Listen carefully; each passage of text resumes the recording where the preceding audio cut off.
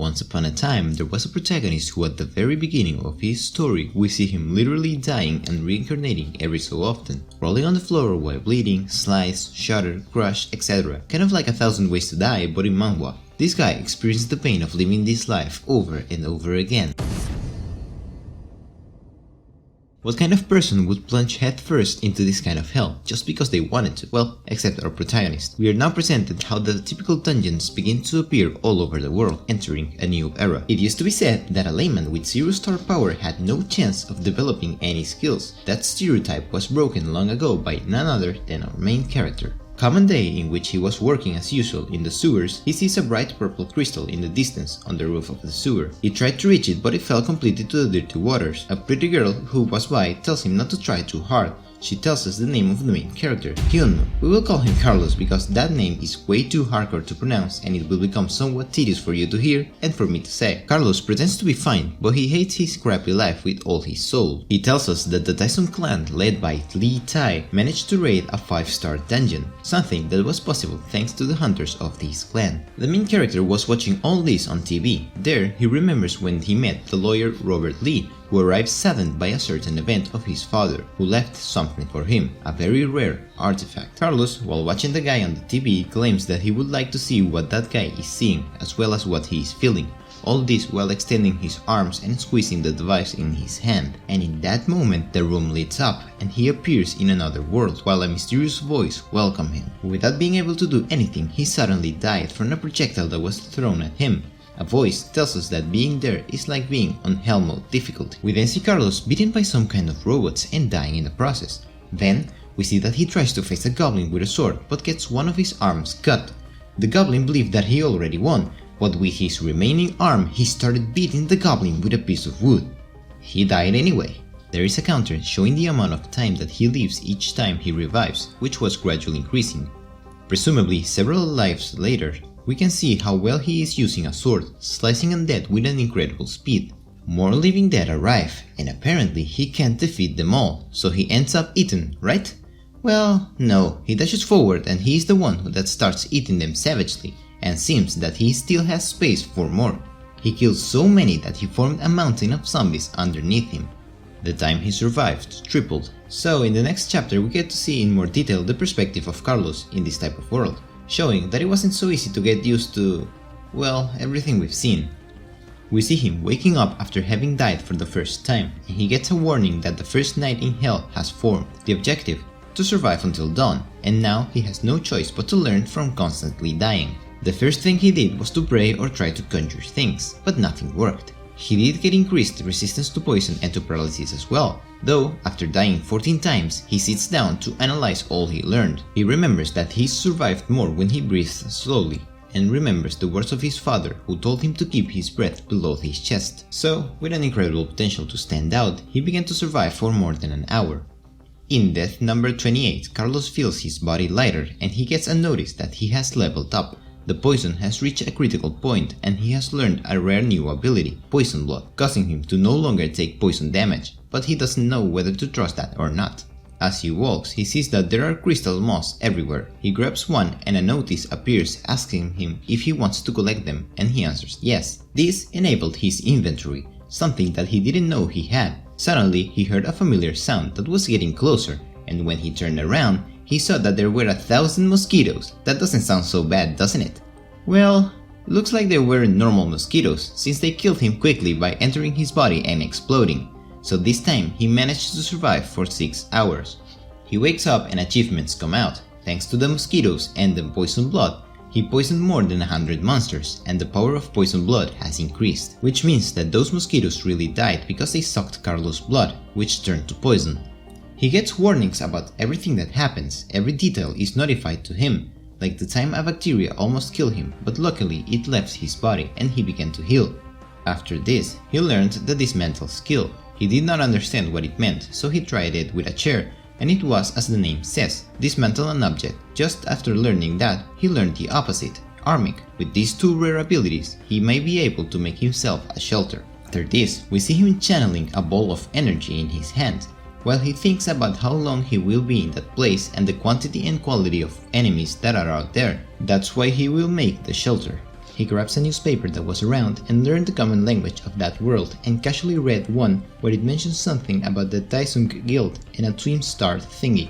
This makes him theorize that this place is related to his old life, believing that this will be the future that awaits his old world, but he discards the idea for the moment. The first thing will be to test his skills by dismantling the mosquitoes and taking out their stingers, wings and their blood.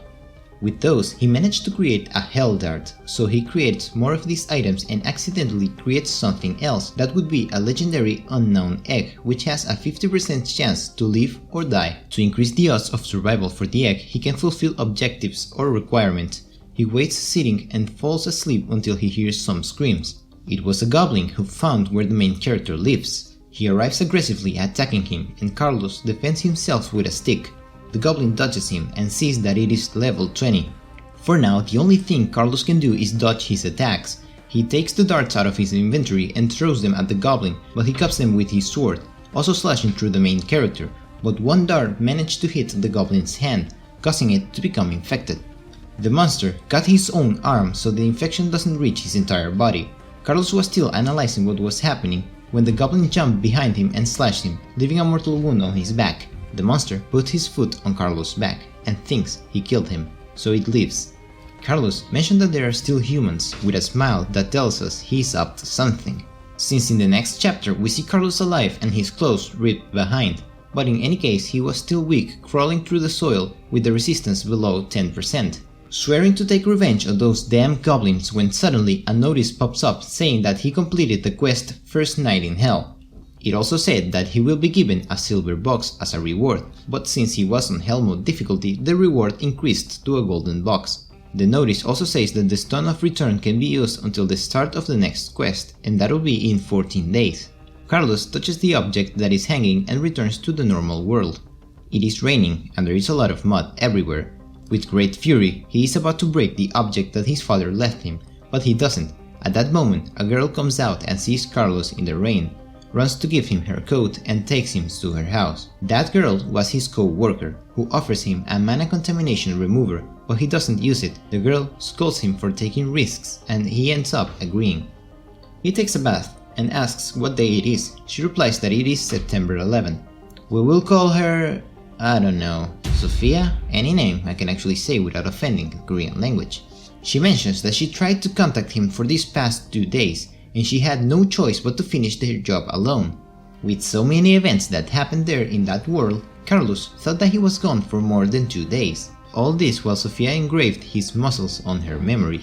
She manages to control her hormones and offers to get him clean clothes. While she's gone, Carlos opens his inventory and sees a gold reward box. He opens it and he gets a new skill, a battle helper. A legendary one. Carlos mentions that legendary skills are not normally obtained, something that only 7 people in the world have. That means he became the 8th bearer of a legendary skill. Sophia arrives with the clothes for Carlos and tells him that it would be good for him to go to the hospital, but since she saw him very well, it did not happen.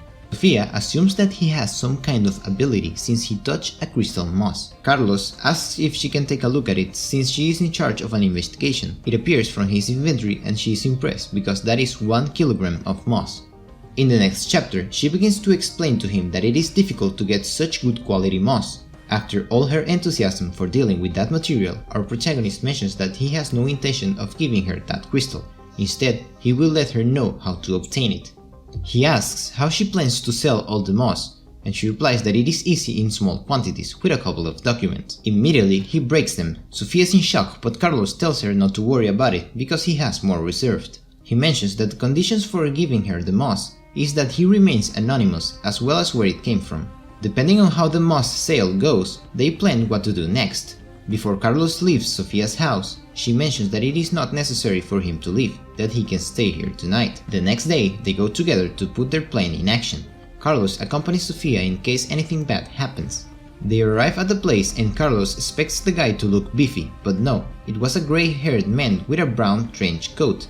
They introduce themselves and with only a handshake, we can see that he is strong. In case he attacks, he would not be able to beat him. That man is called Park. The business went well as Park says he will deposit the corresponding money. But as they say goodbye, the atmosphere feels very tense for Carlos. Sofia mentions that he had never greeted her like that before. It is not known what the guy thought at the moment, but it matters not. They move on and Sofia teases Carlos because she thought he would threaten them or something like that. After asking Carlos to relax a little, she also asks how he feels after having $1 million in his account. We change scene to see Park, who apparently is already in a transport, and mentioning that with this moss they finally have all the elements. He replies that this type of moss is only obtained in a 5-star dungeon. That must mean that whoever got it must be very strong. For now, they will have to investigate those two guys. He just says that he will be observant on this issue, and we see the face of the guy with whom he was. Lee Ji-tae, the captain that Carlos told us about.